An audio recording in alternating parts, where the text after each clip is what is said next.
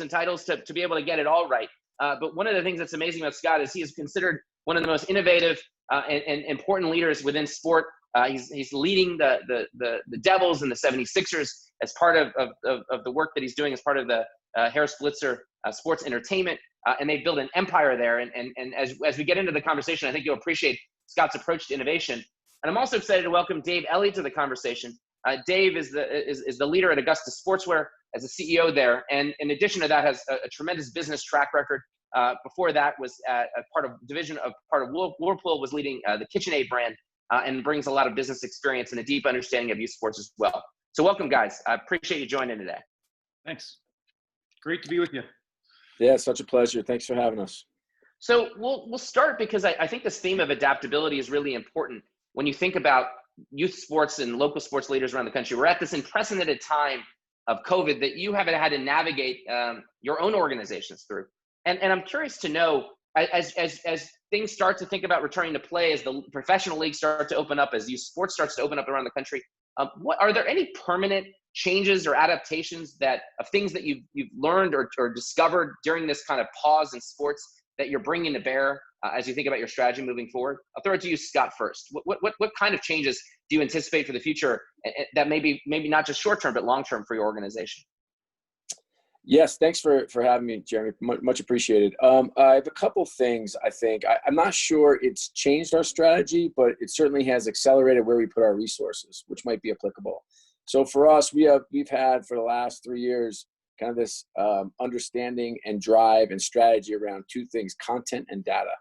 And so we know that those are, whether it be youth sports, college sports, or pro sports, I don't think there's anything more important in terms of driving your brand. In fact, on the professional level, less than 1% of our fans around the world actually will ever attend a game live. And so for us, our resources are going into how you showcase the game, how you introduce players, how you make it accessible. So that's where a lot of our resources and data, while not sexy, interesting, or fun to talk about for most, for me is probably the most interesting, is that will, in the end of the day, determine our ultimate success or failure in our business.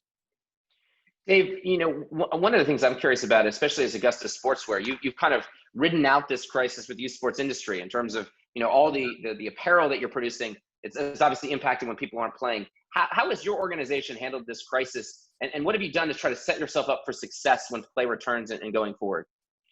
Yeah, it's interesting, Jeremy, what these moments really show the true colors of your team and of your leadership. And the team has really stepped up. Flexibility, I think, is just key, right? We went from a business that's a several $100 million business, 2,700 employees, to a business that's down 85 to 90%, and really having 150 employees managing the business. We went from customers who wanted us to sell them product, who wanted product, to customers who wanted information. So it's really just caused a complete transformation of our business from at the center of what we do, or what we want to be all about trusted partners for our customers. We want to give customers what they want and need. The market's changed. Our mission and values haven't changed. The center of what we do hasn't changed. So what that's meant is we've had to adapt almost every aspect of our business. They went from wanting products to information. The industry needed leadership. It's tremendously fragmented. There's not a lot of thought leadership. We went, and you guys have been a huge part of this as well in terms of stepping up, in terms of providing leadership to a very fragmented industry that needed help just to survive and understand how to go ahead. So this has changed everything in our business. The part that I'm excited about is I think that what it's going to do is allow us to really change our business as we go forward. We've learned so much, so many things we could do better. And the opportunities are huge for sure.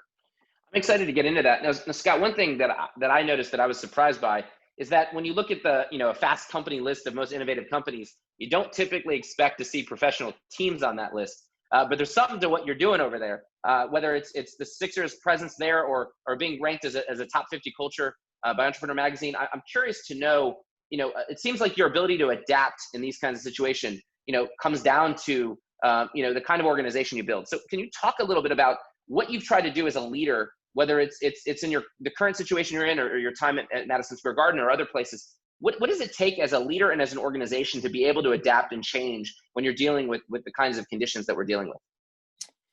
Yeah, well, first I'll say, we have a really special place in the world. And by that, I mean all of us on this call. With 40 million people claiming unemployment, and some of the brutality we've seen from police to the isolation we're all experiencing, the world needs community, and that's what we are. That's what we bring. And so I think the power of sports really goes back to like the core mission of who we are and what we're about. And that's to bring people together and unite communities. And so when you have a really value-based organization that's very purposeful about how we step into the community and the role we play, and you surround that with what I think is the most incredible management team of all of sports, present company excluded, of course, but my team is incredible. And we have one of our core tenets is to be innovative and be first and be okay taking chances and falling down.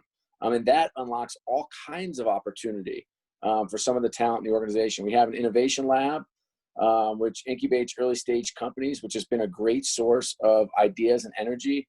We're one of the early adopters and investors in esports with Dignitas, and our big business, if you will, the traditional sports teams have learned a lot more than we've been able to teach. Our esports team is called Dignitas. And then we have a general sense that we're going to get out there, out front, and be willing to make some mistakes. And so that's hence the reputation. The reputation's wonderful to have, and it does attract sponsors and partners, and that's wonderful and is attractive to media partners. But this is an organization that's bent on being one of the best places to work in the world. And if that's kind of at the core of who you are, you'll attract really, really good people, and they'll figure out and solve problems that's beyond at least my capability. Yeah, maybe just as a follow-up to that, it seems that, you're attracting the kind of people that want to be able to solve those problems. And I think as we think about the audience that's sitting there, they're now in the situation where they've got to adapt and use sports, right? They got to think about different kinds of models. It could be virtual training, it could be running practices or games or tournaments differently. How do you create that sense of culture where you can accept failure? What is it as a leader that you do to allow people the permission to try things and fail and do that rapidly? But clearly, innovation is a product of the environment that you create. Right. Well, when you've failed so much as I've had, it creates a good environment for others to know that that's okay. But other than that, I will say, it's about for us, it's diversity. We have a very aggressive diversity hiring practice. And by diversity, I certainly talk about race, religion, gender, of course, because those are the easy ones that you can manufacture and go out and actively recruit people of color and women into your organization. And we've been relatively successful there. But equally important is the diversity of thought. And so we typically, when we're hire people that look like us, sound like us, live near us, grew up near we do, they're friends from a past job. And so I think that's unlocked a whole host of ideas, innovation, and creativity. So Dave, and one thing I'll mention, by the way, if the audience has questions, you can go ahead and hit that Q&A tab and feel free to contribute some of your ideas to the conversation. Dave, I'm curious to know, as Scott talks about that culture of innovation and the diversity of thought and the talent that's connected to it, what are the ways that you mentioned how much you've learned during this time and how you had to adapt your business to being an information company, not just an apparel company. What does it say about your leadership, about the culture, about the keys to that kind of adaptable organization? Yeah, one thing that I've learned is how we came into this situation has impacted us so much now that we're into it. I have several customer partners, supplier partners that are in a much different place because they came in a different place. But sorry, repeat your question again, Jeremy. I lost. Well, I think the key thing here is how do you lead an organization that's able to adapt as quickly as you? And what have you learned both in Augusta maybe and also from your KitchenAid experience? Yeah, I think it comes down to values, right? Because our mission and vision haven't changed, our values haven't changed, but it's the values that anchor us. We want to, as a business, we want to be a business that tries things, fails fast, moves on, locks arms, and moves forward. We want to be a business that has a bias to action. We want to be decisive. And during difficult times like these, being decisive, clear-minded, sending clear messages, communication is probably one of the most important aspects of managing through difficult times. We've got a very clear management system, a very clear communication plan through multiple layers in the organization that allow everybody to be connected and give people confidence so that they can move forward boldly. I think that's Scott, great. If you mind me jumping in there, I please. think that David did such a nice job articulating that. And, you know, I was talking to a friend of mine and he said, I hope this gets better, you know? And I said to him, you know, I don't have that luxury. You know, I run a big business that's losing a ton of money, and I've got a lot of people that are relying on this company to support their families. And I've got a community that's relying on us to make sure that we can help bring us back together. And so I think the communication piece is so critical. And I would just add too, and that's structure. When you're dealing in an environment that's distributed and we're not all together every day, and I have a very young team, average age is probably 25, 26 years old.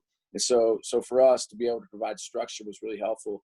And the third thing I'd say, which maybe, I don't know, isn't as critical, but in terms of communication, structure, and then some hope for a better future. Like we need to provide what that vision is, how it's going to come back, and what role we're going to play. Yeah, you know, hope is not a strategy, but having the vision for hope allows people the confidence to see the opportunities and, you know, never waste a crisis, I think, as the adage goes. Yeah. One thing, Scott, to build on something that Dave spoke to that maybe you can elaborate on is, you know, as we talked about innovation, as we talked about adaptability, a lot of the success of that, it seems to be what both of you are saying, comes down to certain things that are constant, right? One of the things that's constant are values. And it's easy to kind of use that as a label, but I'm curious as an organization, how do you define values and then use values as a guiding principle to allow you to make decisions, to allow you to hire, so that as organizations are thinking about what it is that they stand for, they understand actually how to use those values as a filter for everything that they're doing. Yeah, I think that's right. You know, I'll spare you the mission, vision, values comment that seems a bit standard and trite, but I think they're very important. But you can pull them off our website or anybody's website. For me, like I wake up in the morning. You know, I'm 50 years old. I'm trying to figure out like how I'm going to make a difference in the world. And so for me, I spend a lot of time thinking about what role or what purpose I play. And I know what gets me out of the bed is two things. One is developing the next great generation of leaders. And the second one is leaving the world better than I found it. And so it's clear to my team that that's where I stand. So for them, it's a very empowering thought. One, to make the world better. Like I think, you know, in particular, the last two generations that have come through who I've absolutely fallen in love with, the millennials and the Zs, I think have embraced that. That's part of their DNA. And it has gone very well. In terms of developing the next generation of leaders, my team, when they come in, they know like that's my mission. And whether I hope we grow this company big enough to keep them all. On the other hand, I'm doing a lot of work, you know, kind of leadership development work and management training and development to make sure that these leaders can go out in the world and run companies at a really high level. So I think that environment creates a pretty interesting opportunity for a lot of things to happen. Yeah. Sorry, go ahead, Dave. Just building on that, you know, a couple things that I concur with. Number one is talent wins. Talent wins, right? And we just as leaders need to be just 100% focused on getting great talent. But then that point about sort of your what inspires me also is just seeing so many people, being able to help so many people in our organization get to a better place in life. And I think as a leader, that's sort of, to me, one of the most motivating and gratifying aspects, just seeing people.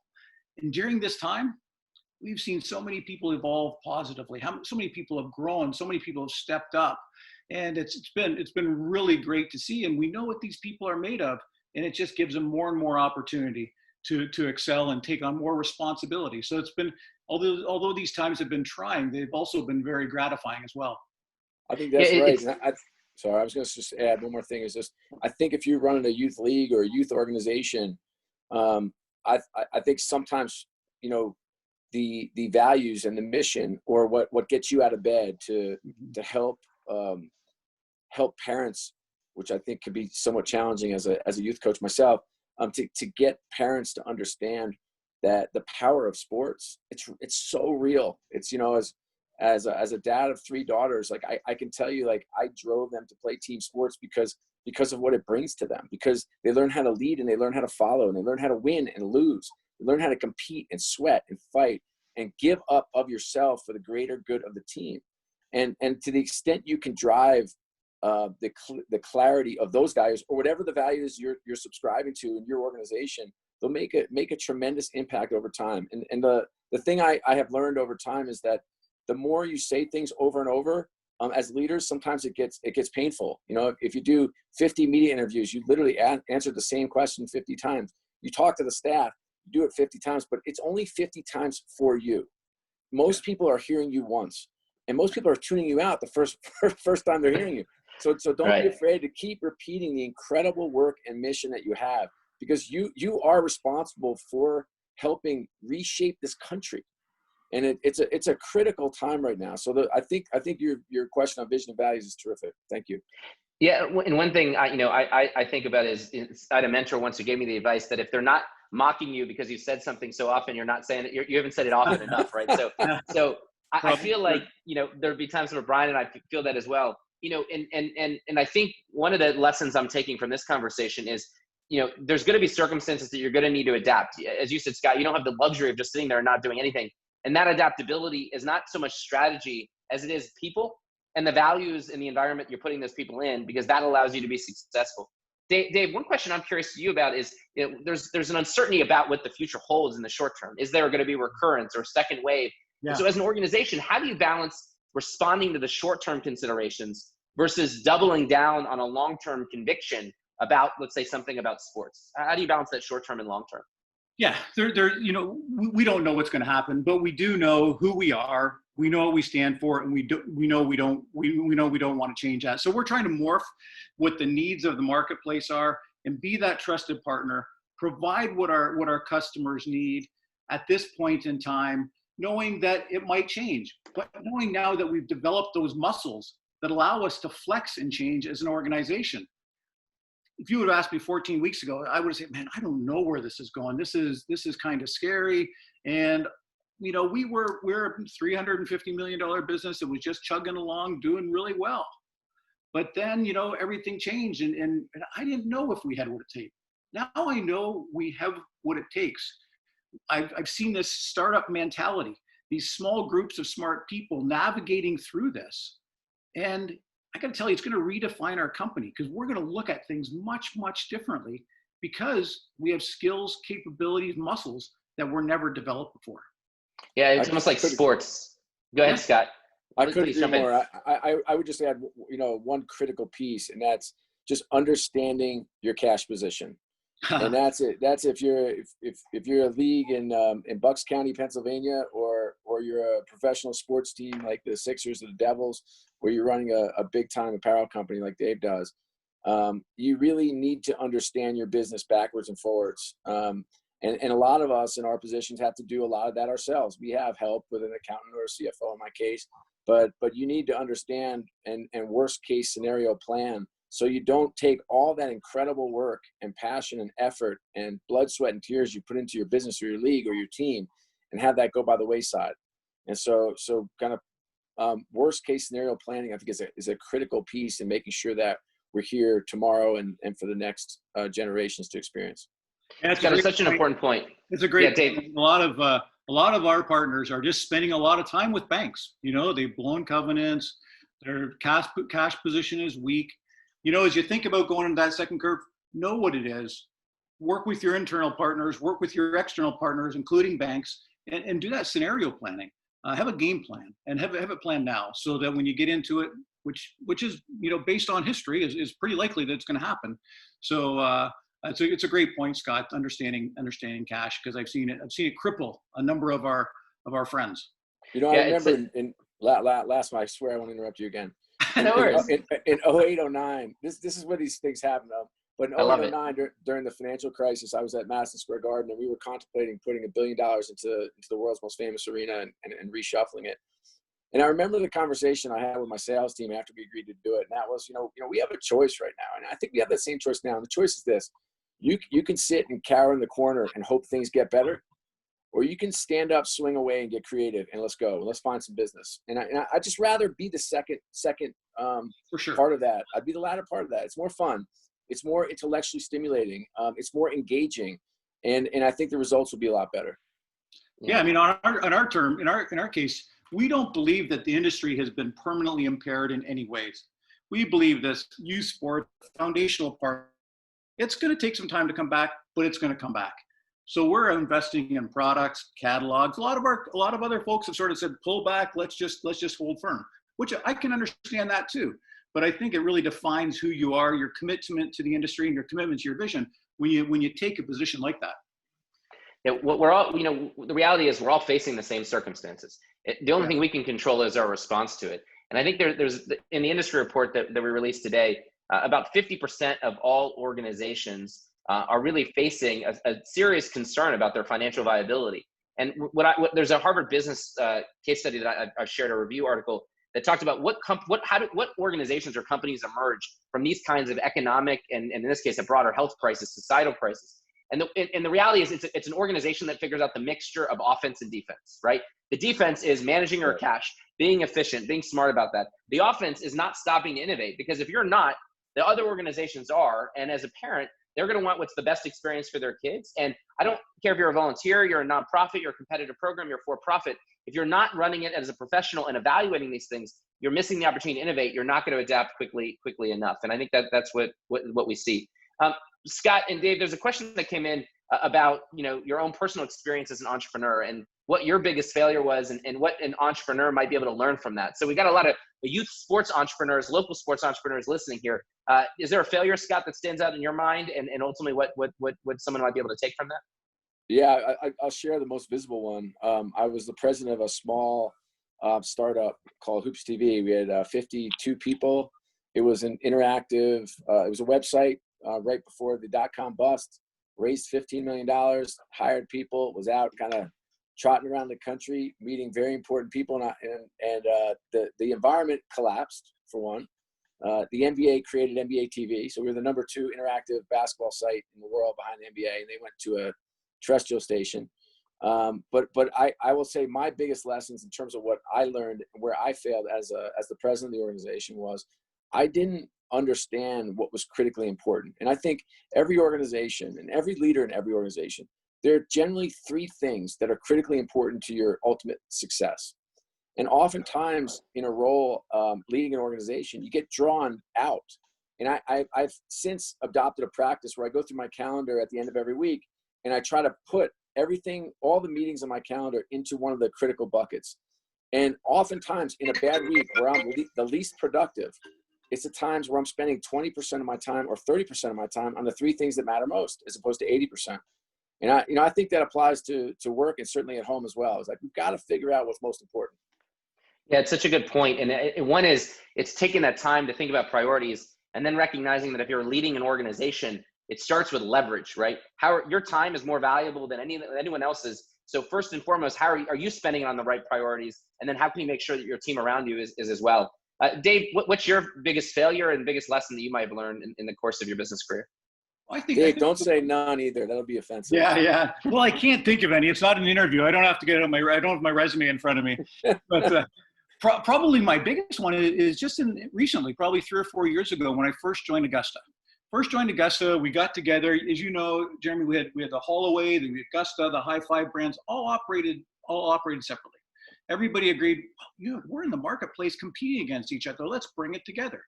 So, man, that seemed really logical and really simplistic. Well, let's just do it. Got the management team together. We did it.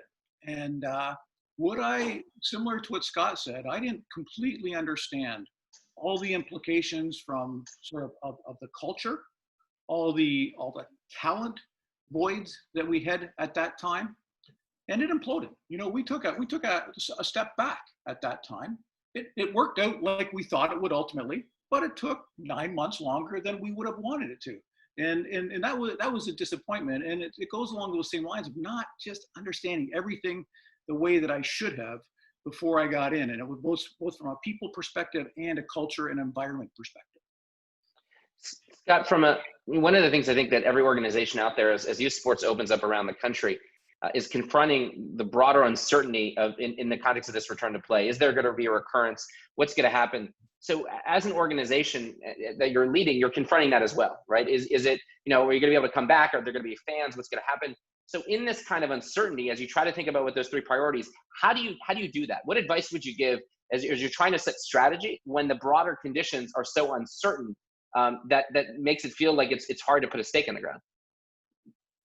Yeah, I'm not sure that it's possible to put a quote unquote stake in the ground in one position. I think we're going to need multiple stakes. And that's where planning and scenario planning really comes into play. I'm one of the bulls. Like I think I think the NBA and NHL seasons will start in late December, and I think we'll start with fans, and I don't think there'll be restrictions. And I think the NFL will pave the way for a lot of us in pro sports to do that. So, but I am one of the bulls. So I've also scenario planned a 0 fan scenario for the entire year. And I have a graduated scenario. And I have, it's not me.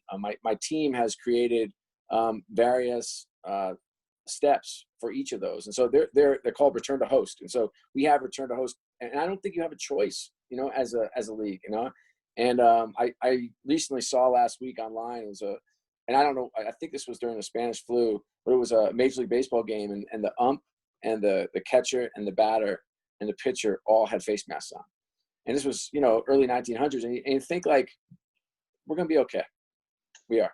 It's going to be fine. And you know what? There's going to be some short-term hiccups. Mm-hmm. But at the end of the day, in particular in youth sports, if you look at the facts, and facts are very hard to come by. There's a lot of hysteria.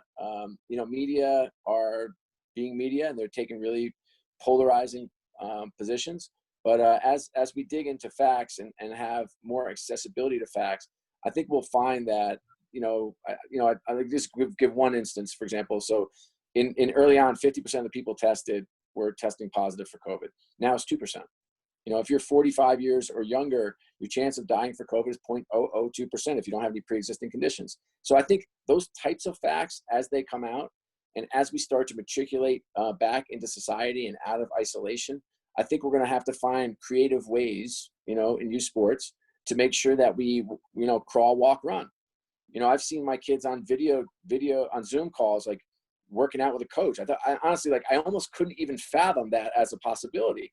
And I'm like Venmoing a coach $20 to do a little drilling lesson. That was hilarious. But I think that's a great, it's a great instructive piece that this world is going to change. But to your overall question, we have to be ready for it. And I'd pick 3. I wouldn't have 30. Everybody wants every possible scenario, and you're going to have to pick 3, and it's going to end up somewhere in the middle of 2 of those. And hopefully you'll be ready. Yeah, and that importance of data to guide that is important. Dave, final word from you in terms of youth sports specifically, especially as Augusta is so tied to that world. Yeah. I know Scott mentioned he's a bull and thinking about the future. What's your sense? Or what happens with youth sports, and are you optimistic about the future of this industry? Yeah, I'm very optimistic. As you know, Jeremy, weekly we talk with a number of the leaders of youth sports across the industry. And, when we hear stories about kids getting back on the field, in the excitement of that, the fun they're having, it's unstoppable, right? I mean, parents want it, kids want it. We as a leadership group need to put on not the brakes, but just make sure we're doing it safely, for sure. But I think it's so demanded. There are going to be some, there's some health issues. Some parents are concerned about health a bit. Some are going to have some financial issues. But I believe it's an unstoppable force. I don't think it's going to come back all at once. It's going to come back gradually, but it's going to come back faster than we think. And I think it's going to come back at least completely.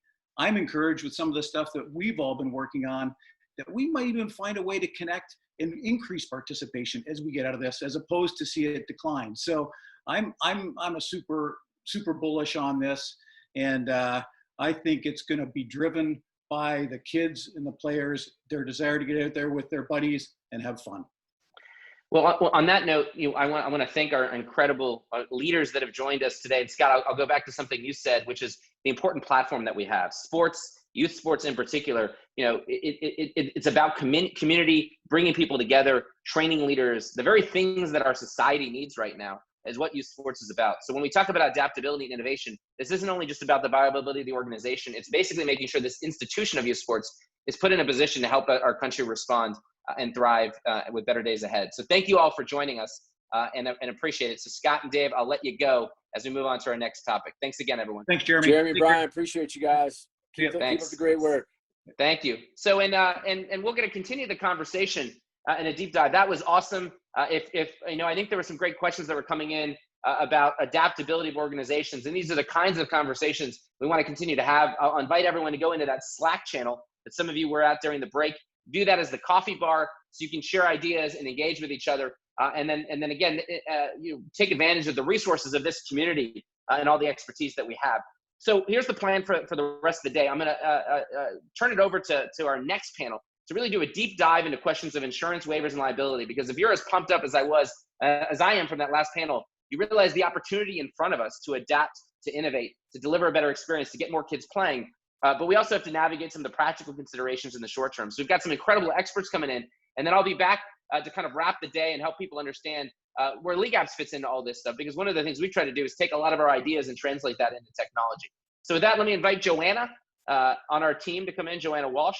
And she's going to be kind of I don't just let anybody moderate panels around here. I'm reluctant to give up the mic as I did earlier with Eric. So Joanna, I'll turn it over to you. And we've got an incredible panel that I'll let you introduce and dive into this important topic.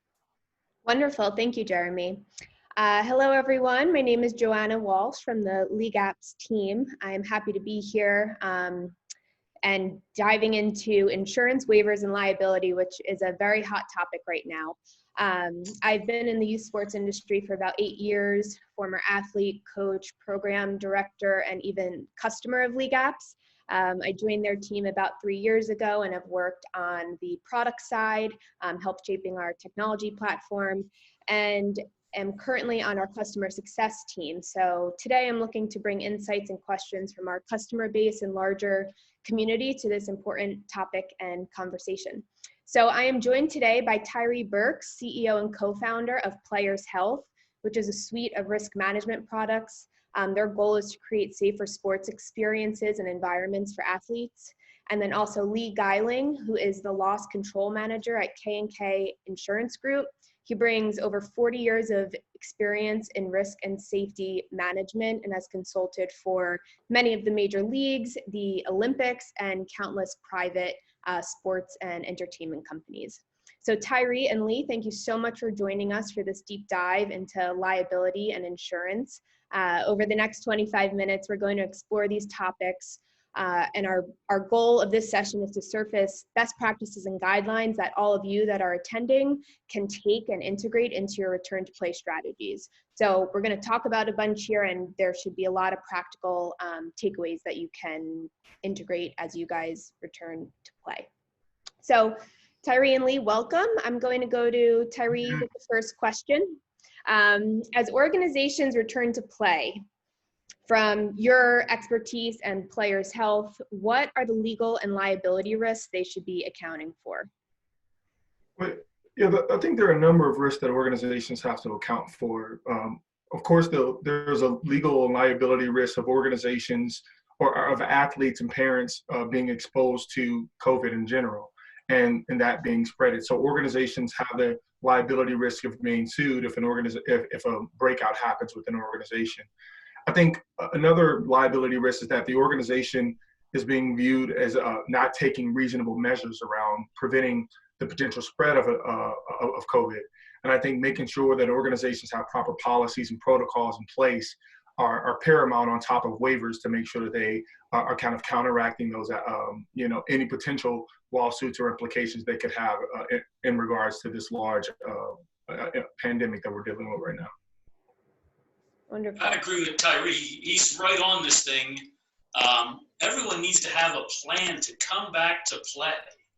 And that is everything that you have decided to do or been advised to do in terms of everything, cleaning your equipment to do your players arrive already in uniform? Are you going to be allowed to go into buildings to shower, have team meetings, those kind of things? You need to have your plan in place as to how you are going to return. And let me say something else also. I'm not an attorney, and please don't consider what I say legal advice. But I have been to a ton of events, and K&K insures a ton of sports. So I'm experiencing those kind of things and trying to help you out any way I can. I'm sorry, Joanna, I jumped in there. No, that's a wonderful start here.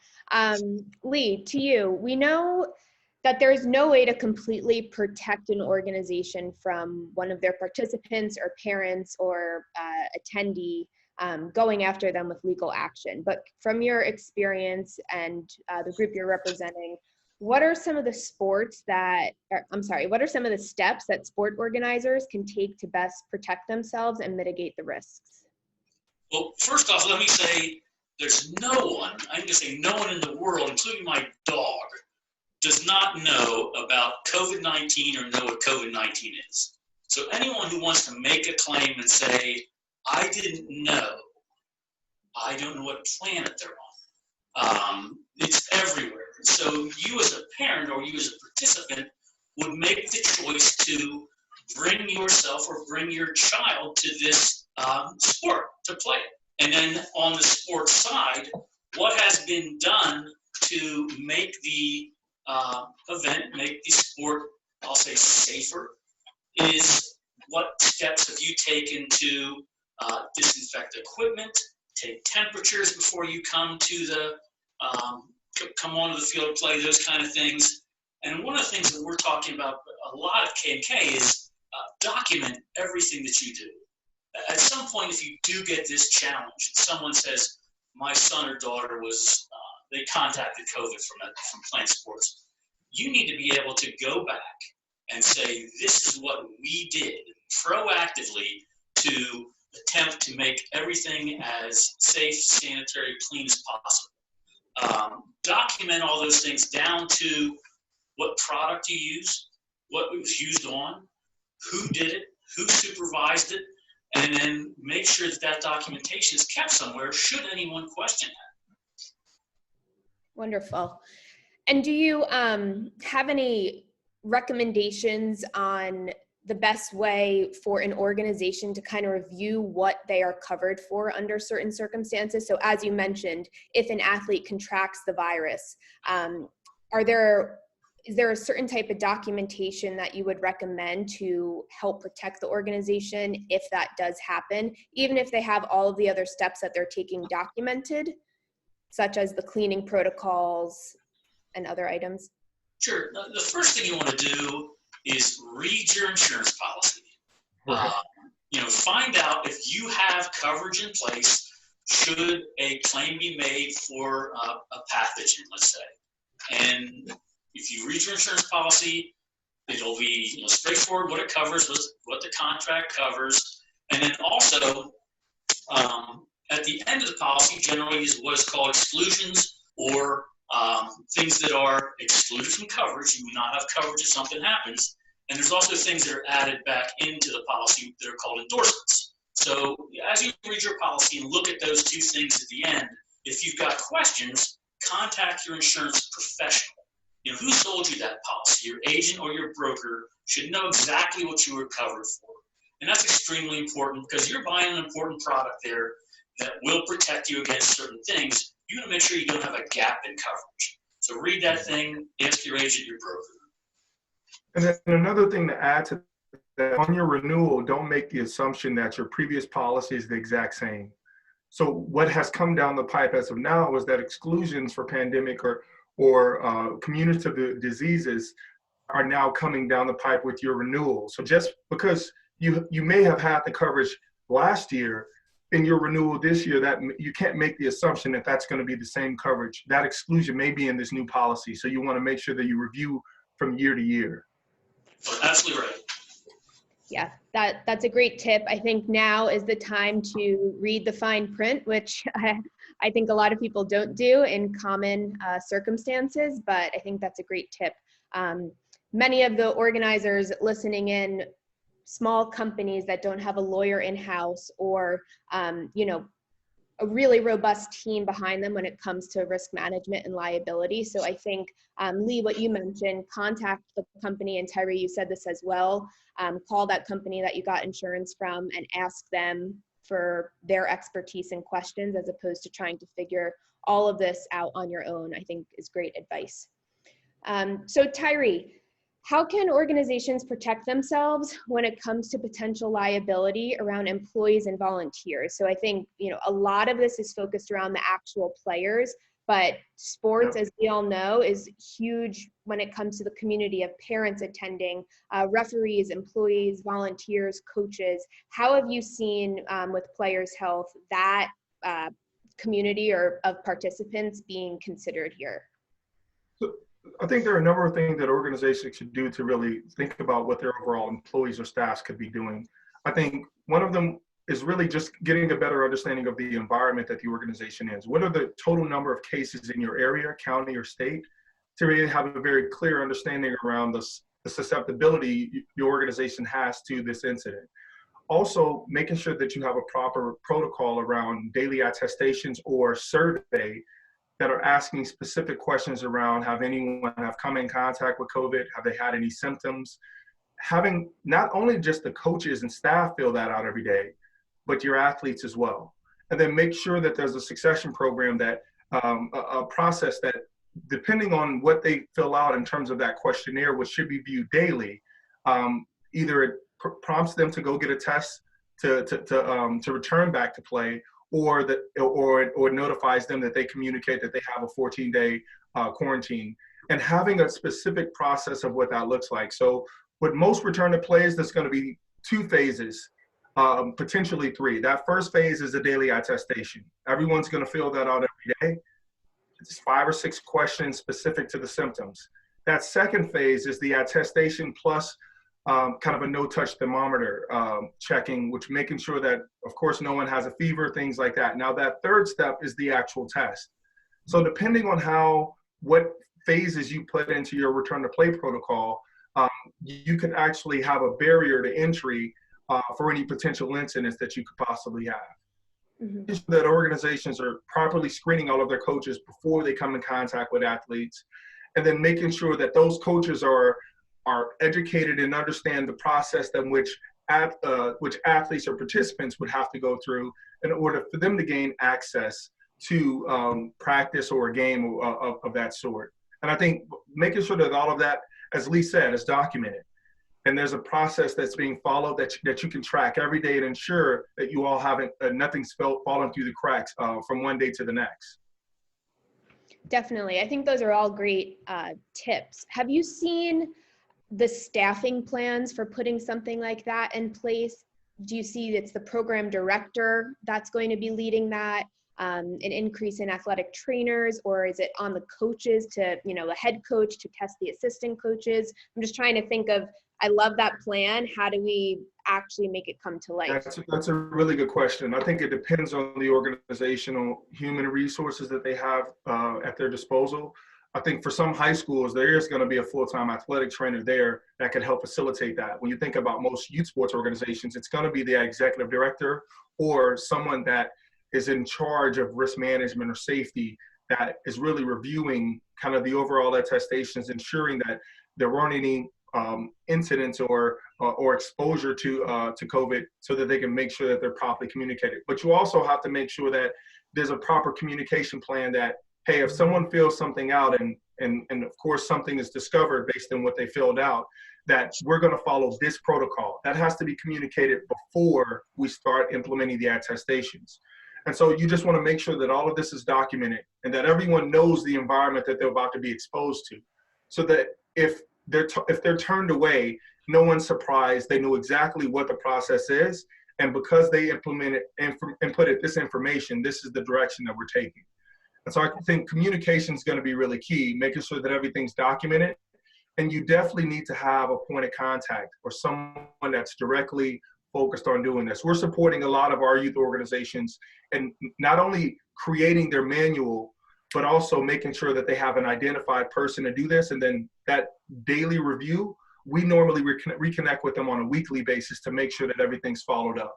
So this is how we're supporting organizations. When it comes to health and safety, you need kind of that backbone that's there to help you. We come in and support a lot of organizations with their return to play protocol. Definitely. Just to add on that, I think that's a great recommendation, whether it's an athletic trainer, a coach, program director, executive director. From my experience with being a program director, coaches get questions a lot. There is, a trickle-down effect of information that sometimes gets lost that the coaches don't have, but the higher-ups at the company have. I think around this type of topic, when it comes to safety protocols and what you're putting in place to keep the athletes and coaches safe, it'll be absolutely critical to make sure that anyone that is representing your organization understands the type of plan that Tyrre was just talking through.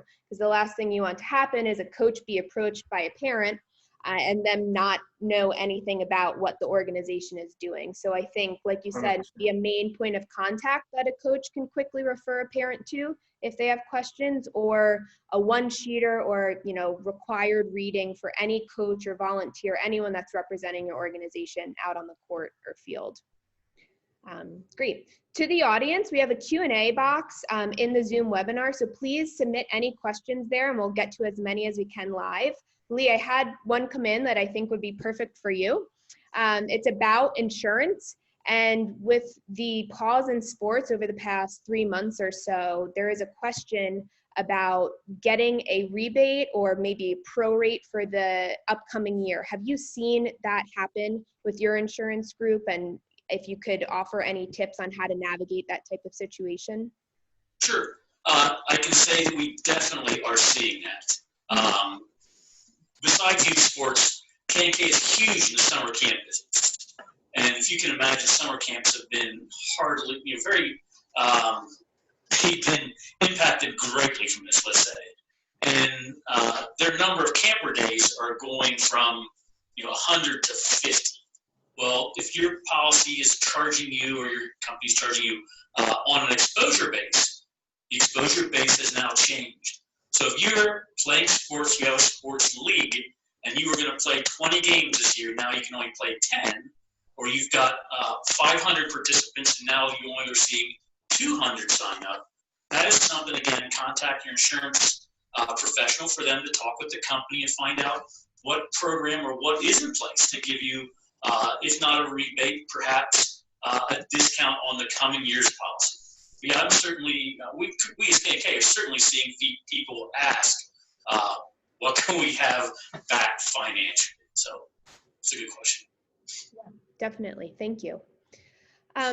From both of your experience, whoever wants to take this one, are all sports created equal from a risk perspective? I know, indoor versus outdoor, there's a layer of complexity there. Just curious if you guys have seen different insurance policies being approached from different sport types, or Tyrre, if you're offering a suite of risk management that is kind of varied, whether it's indoor, outdoor, team versus individual. Yeah, I think, well, I'll kind of get started in terms of how we view kind of risk management. It's definitely different from sport to sport. How we would approach a youth football organization may be completely different from maybe one of our track and field organizations. And especially when it comes to risk management, even just training overall coaches around concussion management, abuse prevention. There are just a number of things depending on what that sport is and their access to those athletes. We may approach kind of the risk management program differently.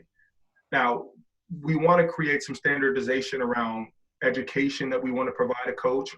Abuse prevention is going to be commonplace for every sports organization. If you come in contact with a minor, according to the Safe Sport Act of 2017, everyone has to comply with a specific standard around abuse prevention training and reporting capabilities for abuse. Concussion, depending on the sport, and depending on the national governing body or the national organization that they're working with, there may be educational requirements specifically for the coach. But I think when it comes to putting together specific protocols around return to play, around how they're managing specific injuries, that will definitely differ based on sport. And the exposure is completely different. So the number of injuries that you may see with a football organization is going to be completely different from, say, a swimming organization. You may see more overuse injuries with swimming. Football, I may see 50% of my injuries happen within the first 2 weeks of practice for most youth organizations, because these kids are now just getting back to sport. So I think we definitely approach risk management a lot differently based on sport. we like to go deep into that sport, and it's really going to be organization. Yes, it's going to be different based on sport, but every organization operates differently. Every organization may have different types of human capital resources. They may have more people that they can deploy to a specific resource or an effort within an organization. And all of those are kind of factors that have their organization look differently when it comes to how they're going to implement their risk management program. Definitely. All sports are different, I'll say. Motorsports, 100% different from USA Hockey. You know, we look at NASCAR and the NASCAR events much differently than we do your small Little League games, Babe Ruth games, those kind of things. The teams that are participating, again, as Tyrre said, there's a certain level of sophistication that goes to the teams that are participating. If you look at the large race teams that are out there, you've got 300 or 400 employees that are doing nothing but producing competition vehicles, putting them on the track and running them on race day. At the same time, they've got 5 people that go over the pit wall with cars that are going past them at 160, 200 miles an hour. That's a little bit different than a youth sports game where you got people that are playing Little League on a smaller community field. So everything has a different risk profile, and you look at those sports differently to, as Tyrre said, look at what's going on, make your risk profile assessment, and then adopt yourself to that to those risks. Yeah, and then another component specific to the insurance is that you're going to see different types of exclusions based on a sport type. So for football, you may see a neurodegenerative exclusion that come in, which basically anything head related may not be covered in terms of any liability incidents that you may have. Some organizations have abuse exclusions, and you may have to buy a separate type of coverage or sublimit for the abuse coverage. That these are all things that are going to be different based on a specific sport type as well. So, of course, your insurance professional can help advise you on that, but depending on your sport and the higher exposure they may have to concussions or abuse or any other type of what we'll call a peril, those organizations, you may see that in your insurance policy that's different from, say, any other organization. Great. There is one topic that I want to make sure we touch on. We're already cruising through time here, and that is waivers. This is definitely a hot topic with our LeagueApps partners. Waivers come up a lot with everything from payment disputes to liability to media release waivers. There's so many different things that a waiver can represent. We had a question come in about, the topic of liability being a little bit overwhelming, and when contacting an insurance carrier, should you be asking if there's, COVID specific coverage that you should be getting, or, is the tactic to just deploy a COVID specific waiver into your program registrations? So I'd love to get your feedback on what you think waivers should be covering right now, if it should have a specific COVID waiver, or if, just kind of a complete overhaul to waivers is recommended. Lee, did you want to start off? And I can chime in after you get done. We depend on waivers for almost all of our sports business, professional and amateur. And it's especially important in the motorsports realm that folks coming to the track sign the proper waiver to come into restricted areas. Anybody that does not sign a waiver is a spectator, they go in their own areas. But on youth sports, you were looking at a waiver and release involving a minor being signed by a parent. And again, we think they're extremely important. People say, no one ever reads it.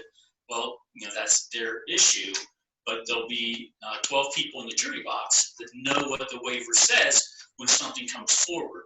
Adding a COVID statement certainly cannot hurt at this point. It just, again, is something that's another risk that you as a participant or you as your child would acknowledge exists. It's the same as acknowledging that a head injury could exist, or you could drown if you're swimming, those kind of things. COVID exists, it's a risk. You determine and make the decision whether or not you're going to participate, and you go forward from there. Go ahead, Tyrre. And then when you think about, well, I think what we're starting to see in the marketplace is that, you know, the communicable disease exclusion is coming down from every carrier that we've been able to contact with. So if you can't transfer risk in the form of insurance, and that's what insurance is for, you have to manage your risk and you have to mitigate it. A waiver is a way to mitigate that risk. It's not going to completely mitigate it. Of course, it's not going to stop anyone from filing a lawsuit, but what it does is it provides a level of protection that allows you to now look and show, hey, this may cause a participant name early in a stage of litigation because they signed a waiver that was clearly lying out. There's a couple factors that organizations really need to think about when they're rolling out, when they're implementing a waiver. The parties that are going to be included for releasing the waiver. So of course, parents are going to be signing on behalf of the parent, on behalf of their athlete. Depending on where you're at, what state you are in, the court may view that differently. So of course, you know, minor waivers are definitely something that has been up for discussion. The nature of which the waiver is actually going to be presented to the participant. And so making sure that it's not a piece of paper, make sure maybe it's digital, that they have to see it all the time, and make sure that it's required before them to kind of get access to playing or going into practice. And then also making sure that the terms are clearly defined as to what they're waiving. And I think that is really important for a lot of organizations to do. There's so many other things that organizations have to think about when it comes to liability in the society. So where you can't transfer fully in the terms of insurance, you're going to have a waiver in place to make sure that you've at least communicated the overall exposure to that risk, and they've understood, and that's what a waiver is really there for. It's an excellent protective device. It also increases your defensibility. Tyrre's 100% right on. Mm-hmm. What we see a lot with our partners at LeagueApps is having multiple waivers. So, you know, I think we're all probably guilty of it, clicking that box, I agree to terms and conditions without ever even looking.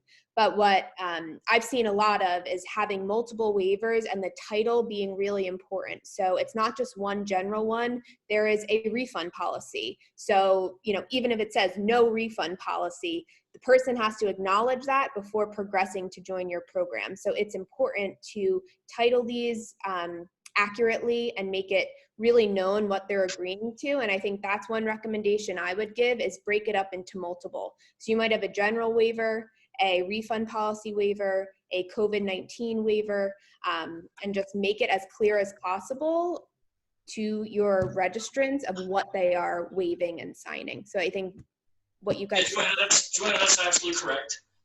We want the liability waiver to stand on its own. We don't want the photographic waiver in there. We don't want the we don't want the refund waiver in there. We want the general liability waiver to be its own standalone document. We like it to be on one page. We like it so that it can be viewed as it's being signed. You don't want somebody folding something over and signing it so that someone could allege, oh, it was folded. I didn't know what I was signing. People test the waiver all the time, and we've got a basement full of claims people that defend the waiver all the time. We're very successful at it, I'll say, and we adapt when we need to. The waiver allows a lot of sports to take place that normally maybe couldn't. Yeah. Well, we approached 2:30 really quickly. So thank you both so much for sharing your expertise and time today. We really appreciate it. Thank you to everyone who wrote in questions.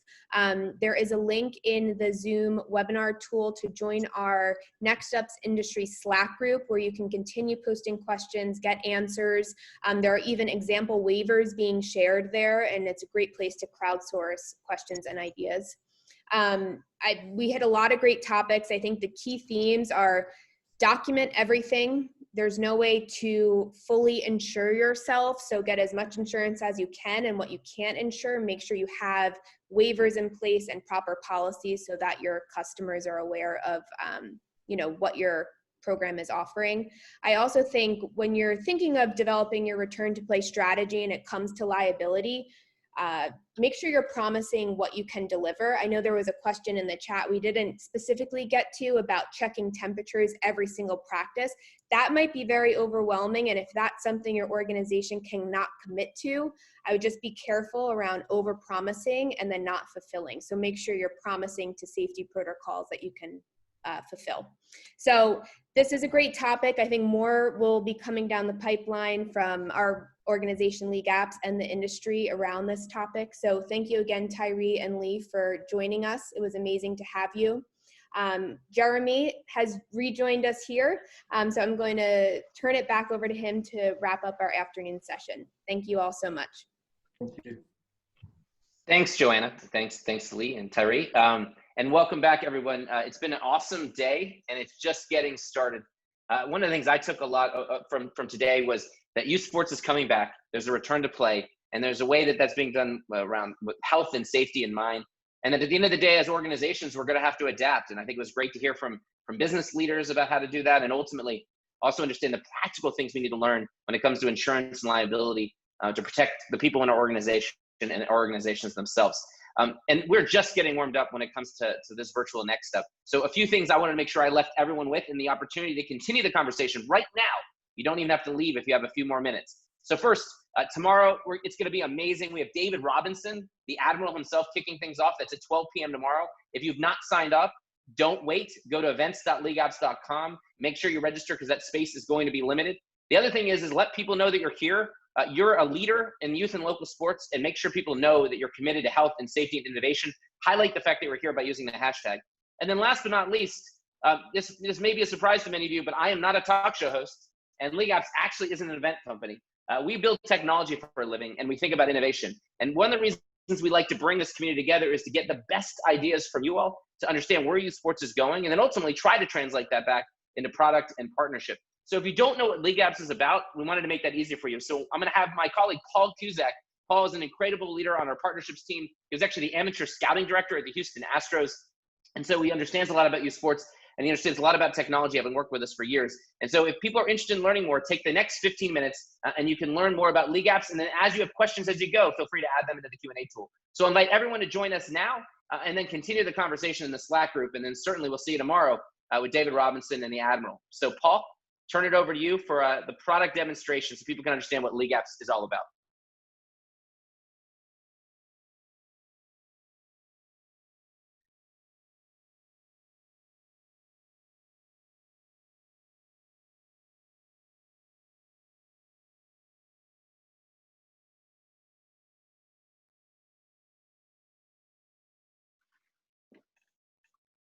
Experience and the parent dashboard before jumping to the admin console.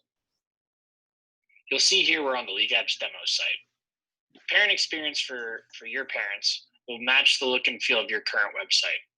Here's one of our partners, Austin Junior Volleyball, who have their registrations posted. So if we were to click to register, you'll see here the URL will shift to a LeagueApps registration link. Each one of these will be a unique URL, so you can drive traffic to your specific programming. And you'll see here the match and feel of their website. Now, jumping back to our demo site, I'm going to walk through accepting my spot on a club team. The vast majority of our partners won't have their club teams publicly facing like this. You have the ability to pick and choose which programs are publicly facing on your website and which ones are invite only, or ones that you're sending out the unique URL to these teams or inviting them from our invite to join tool. You'll see here this URL is unique to the U16 national team where I can accept my spot on the team. The first time a parent signs up for one of your programming, they'll have to create a family account. Now there's some basic questions that you'll have to ask, such as email and password, but everything other than that will be customizable, including mobile phone numbers, addresses, and any other questions that you want to ask on the account creation level. You'll see here I can have multiple children, or I can very quickly add another child. Demo Cusick, and this is customizable as well.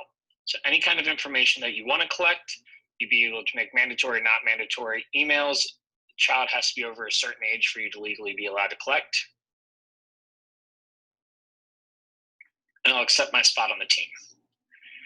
You'll see here, these payment options are specific just to the U16 national team. So you can have different amounts, different dates, different structures, depending on the team and the program I'm signing up for. You'll see here, this payment plan requires a deposit to be made when I'm accepting my spot on the team. While as this payment plan, I won't actually be charged. I'll be required to store my credit card or my bank account information, but I won't be charged until July 3rd. You'll also see you can have different price points for all your different payment options. So if you wanted to charge more for financing, whereas giving a discount if they're paying in full is doable.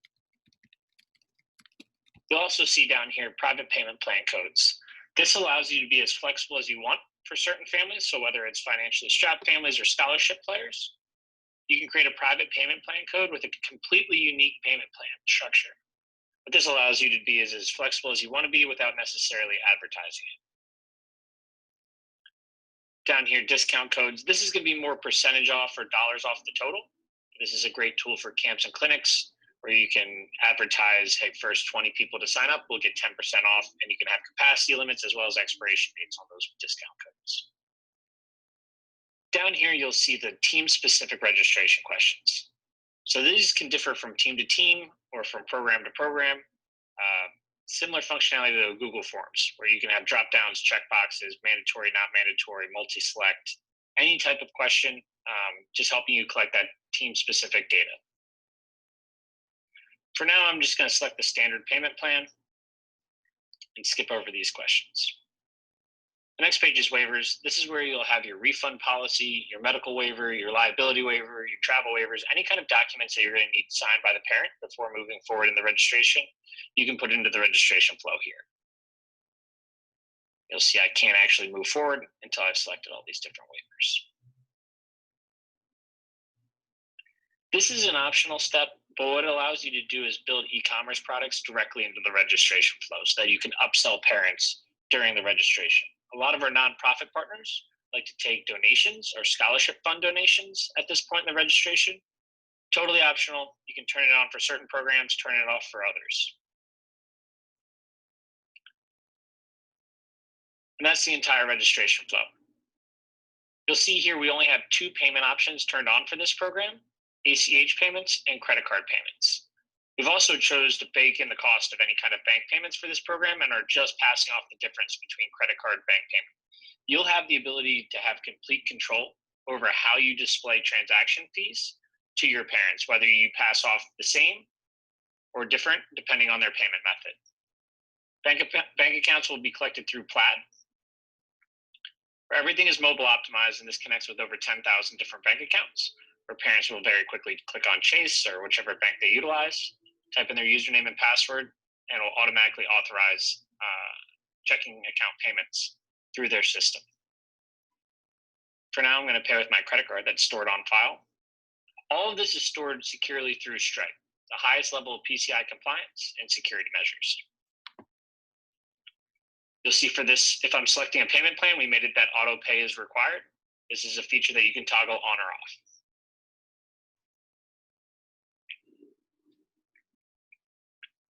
And that's the complete registration flow. You'll see here, we have an open API here at LeagueApps, which is a fancy term for being able to connect to a lot of different technologies. Here's an example of a social media integration that we have set up where it actually shares the registration link on my Facebook wall. You can turn this feature on or off depending upon how you believe your parents will react. And that's it. So I just received a custom email with a confirmation as well as a receipt of any kind of payments in my payment structure. I can very quickly go to my family account dashboard where you'll see all of my children members if I need to edit their information, as well as multiple parents who can each have multiple email addresses. I'll get a full listing of my receipts. Now I'm enrolled in AutoPay, so I don't need to come in here and log in and pay each month. It will automatically be deducted from my banking account or my credit card, but I can always come in here and pay my next installment ahead of time, as well as change my payment settings if I need to. I can't delete my credit card without going and putting in another valid credit card with the way we have our payment structure set up. But that is another feature that you can toggle on or off. The last thing I want to show you on the parent side is how it's also tied to communication and scheduling. You'll see here, here's my family's account where I have kids on the U16 national team, as well as the U14 regional team. This allows me to just have all of my schedules in one centralized place where it's easy for me to copy that to my iPhone or to my Google Calendar as well. Once I subscribe, any adjustments that are made in the system, I will receive an automatic email notification. It'll automatically change within my parent account here, and it will automatically update on my iPhone or Google Calendar. I'm now going to jump to the LeagueApps Management Console. On the back end here, I'm logged in as the org account owner. There's 6 different layers of tiered admin access, where you can have all the ways down to scorekeeper. Right now, I'm logged in as the highest level of admin access, which just gives me full transparency over everything going on in the organization. You can see here I can group specific programs together, whether it's club teams, session-based camps, leagues, tournaments, everything can be in one centralized place here. What you'll also notice is all of these are links. So if I wanted to jump to any of these data sets, I can very quickly jump by clicking on one of these links. You'll see here I can jump to this 222 players. I'm now within the player list of this program. What this allows me to do is, one, invite players into another program. So if this were a tryout, very easy to come in here and message specific players. Congrats, you made it. And sending them a link to a specific program. So this is going to help you avoid having to have your club teams publicly listed on your website or copying and pasting a lot of links. Our invite to join tool, you can also come in here, and this is a different way that you can invite players where you'll actually be able to keep track of who's accepted their spot and who's still pending.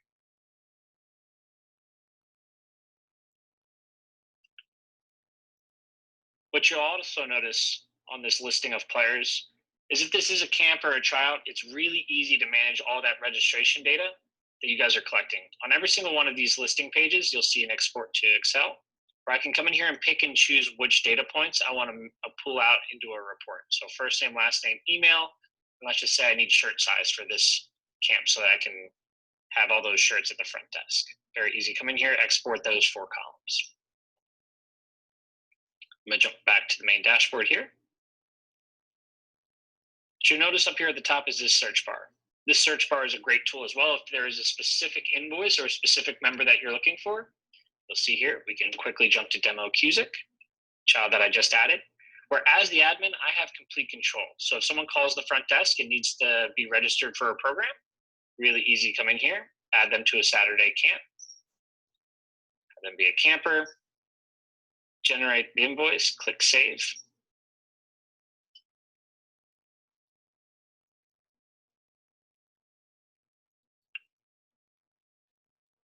Where you'll very quickly see Demo Cusick has been added to this listing. I can even pay that invoice from the back end.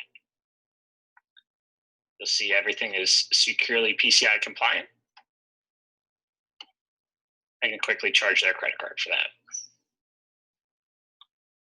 I can also search for other invoices as well. So you can see here, this partial invoice is from the club team that I created earlier. Or scrolling down here, you can see on the first of each month, my credit card will be charged $525. There's nothing else that you need to do.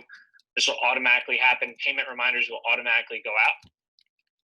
But there is a couple key things that happen on this page that every single one of our partners go through.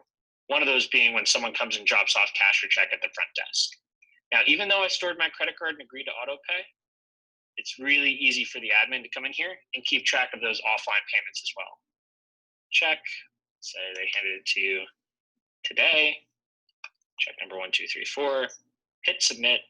And what you'll see here is now it'll apply to that next upcoming payment. So even though I stored my credit card, it's not going to remove me from auto pay. So when August 1st rolls around, I won't get my payment reminder emails and my card won't get charged. But when September 1st rolls around, I'll receive those emails again. My card will automatically get charged. So it just allows you to bounce back and forth between online and offline payments. This is also if you needed to delay the September 1st payment, you can come in here. Let's say we're going to move this to November. Really easy to change these payment dates and payment amounts on the fly. This is only going to apply to this one specific invoice. There are ways that you can apply invoice adjustments to an entire team, but this will only affect this one specific invoice. Adding new installments and removing installments as well are both possible. This is all tied to our reporting features. So a real simple way of just keeping track of all these payment plans is our payment plan reports. So you can come in here, you can see, okay, everything up until this point has been paid entirely. But we still have on June 15th, 6 payments that are due. Let's see what's going to come out on the 15th. Really easy to come in here and keep track of exactly which families are going to have payments on that specific payment plan. Similar to the registration reports, there's a ton of different data points that you'll be able to pull out into a report. So we'll see here our transaction detail report. You can show all the different filters. So specific times, specific dates that you guys are collecting these between, as well as the type of payment. So whether it's a credit card, bank payment, offline payment, partial refund, full refund, as well as specific members or specific programs. Very quickly see. You can pull out specific accounting codes, program names, program types, different types of levels, as well as bank transfer IDs and bank transfer dates from this report.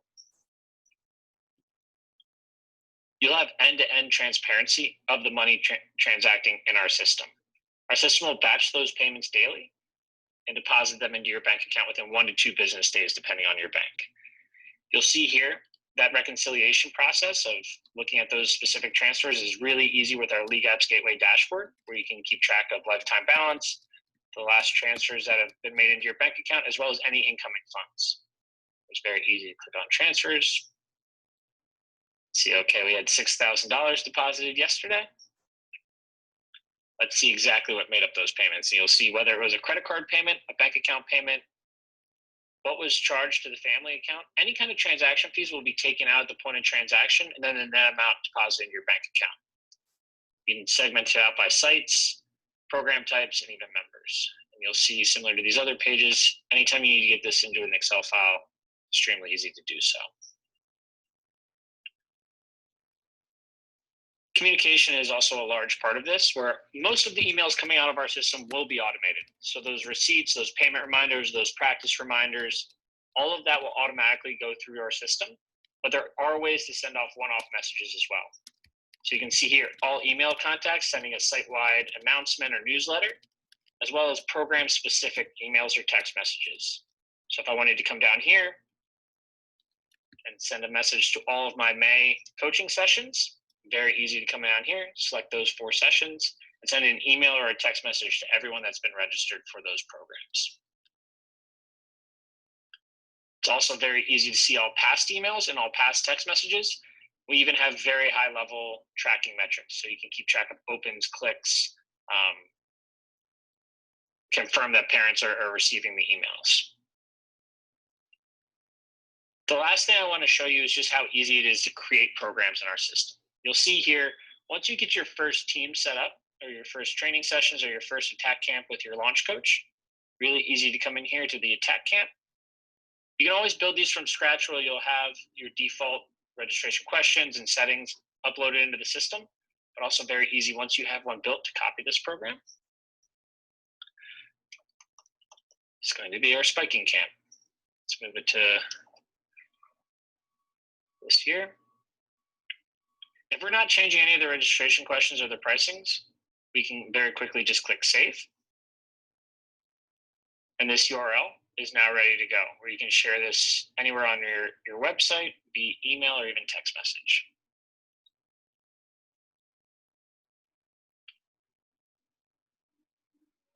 That's the high-level overview of our software. If you have any questions, we'll be passing around our contact information at the end of this demo. Thanks.